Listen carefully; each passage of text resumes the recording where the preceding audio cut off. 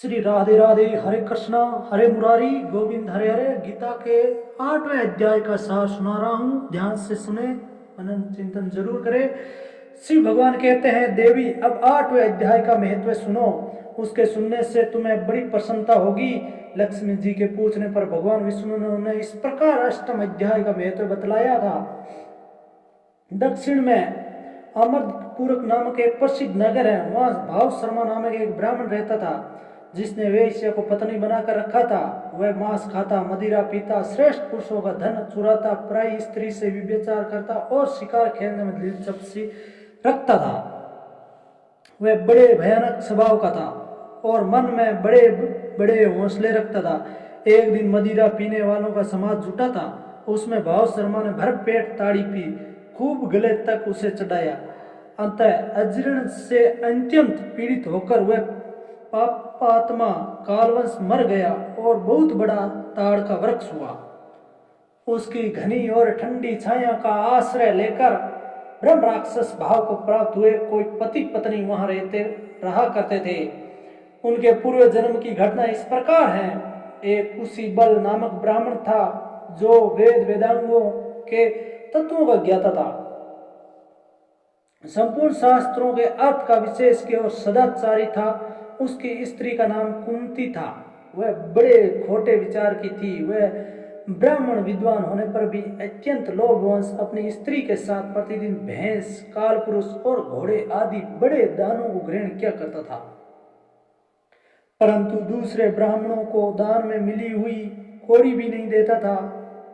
वे ही दोनों पति पत्नी कालवंश मृत्यु को प्राप्त होकर ब्रह्म राक्षस हुए।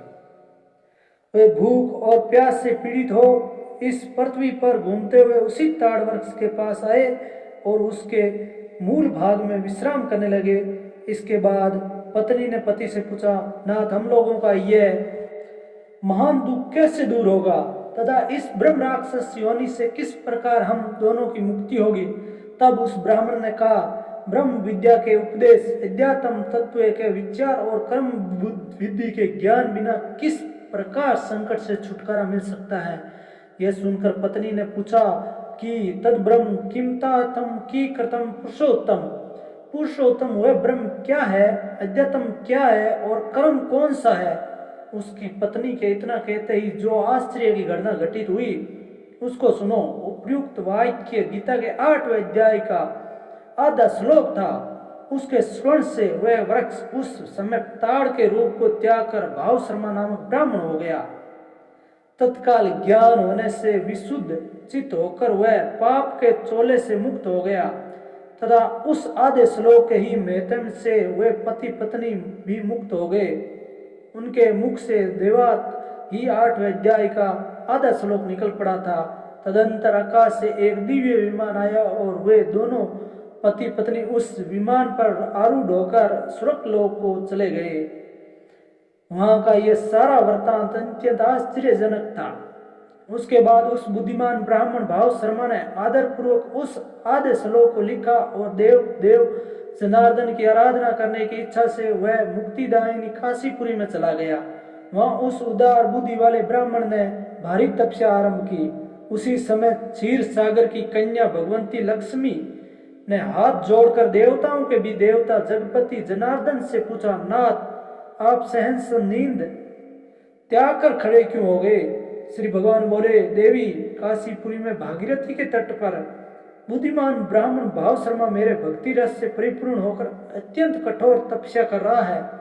वह अपनी इंद्रियों को वश में करके गीता के 8वें अध्याय के आधे श्लोक का जप करता है। मैं उसकी तपस्या से बहुत संतुष्ट हूँ।